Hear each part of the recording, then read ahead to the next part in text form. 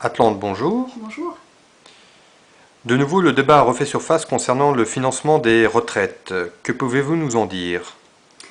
Le financement des retraites, oui. Alors la question des retraites, pour ne pas entrer dans des débats de financement et de chiffres, puisque en fait là n'est plus la question, vu les déficits colossaux à ce sujet, et pas que sur le sujet des retraites, on se passera de commenter ou de faire des analyses de chiffres. La première chose à dire sur les retraites, à mon avis, c'est de trouver hallucinant qu'il n'y ait jamais de parallèle de fait entre les chiffres du chômage et notamment les chômages des jeunes.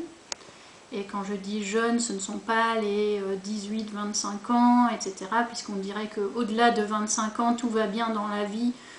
Eh bien non, les jeunes, ça va maintenant, on va dire, de 18 à 40 ans. Donc on ne fait pas le parallèle entre le chômage massif des jeunes et le débat sur l'âge de la retraite.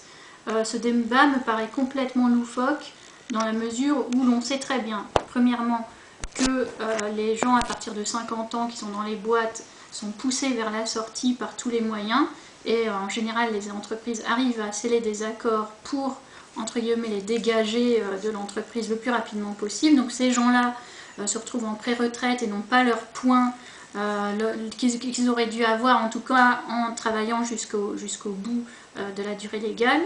Ça c'est la première chose.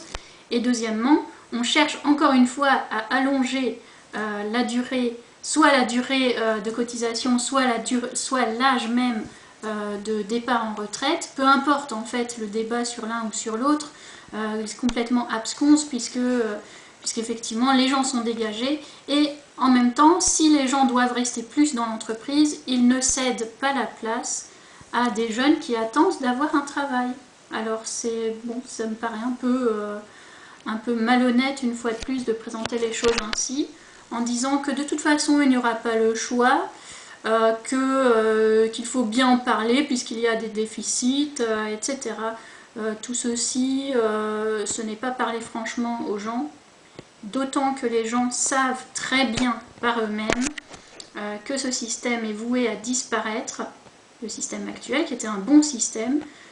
Les jeunes même, ceux qui étaient déjà à l'école il y a 10 ou 15 ans, avaient parfaitement compris que eux-mêmes en travaillant ne cotiseraient jamais pour une retraite et que s'ils voulaient avoir une retraite ou songer même à la retraite, ils étaient d'ores et déjà obligés de cotiser à titre privé.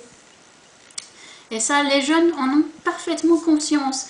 Alors c'est injuste parce que les jeunes actuels qui travaillent, les quelques-uns, les rares, j'ai envie de dire, qui travaillent en France, qui ne sont pas encore expatriés, ceux-là, ils cotisent finalement pour des gens qui vont partir prochainement à la retraite ou qui le sont déjà, ils ne cotisent absolument pas pour eux.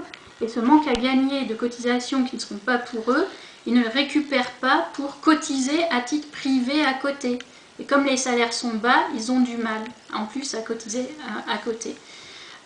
Donc c'est effectivement gravissime, non seulement le débat malhonnête, mais en plus les faits réels, puisque on ponctionne, le passé ponctionne l'avenir des Français actuels.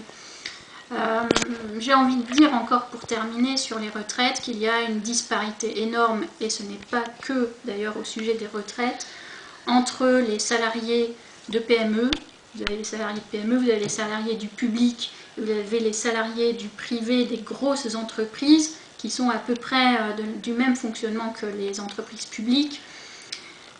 En gros, vous avez les salariés payés toute leur vie sur 12 mois, vous avez les salariés payés sur 13, 14 et demi mois, et les salariés du privé, grosse boîte, qui eux aussi sont payés sur 14 mois. Ces gens-là ont un autre pouvoir d'achat qu'un simple employé de PME sur 12 mois, lui, ne peut pas cotiser. Il n'est pas dans la même situation financière qu'un salarié de grosse boîte ou un salarié du public. Il y a une injustice phénoménale, d'ailleurs c'est un tabou que je soulève ici, de différence entre les salariés payés sur 12 mois et les autres payés sur 14, 15, etc. Vous me direz que ce sont les accords intersyndicaux, etc. D'accord, des acquis sociaux, on ne les conteste pas, mais il est force de constater que ces gens-là ne sont pas à égalité du point de vue de la retraite comme du reste. Mais il s'agit actuellement pour quelqu'un qui travaille de vraiment mettre beaucoup d'argent de côté pour ne pas être miséreux à la fin de sa vie, tout simplement. Et j'attire l'attention sur ces tabous, sur cette malhonnêteté générale. Merci.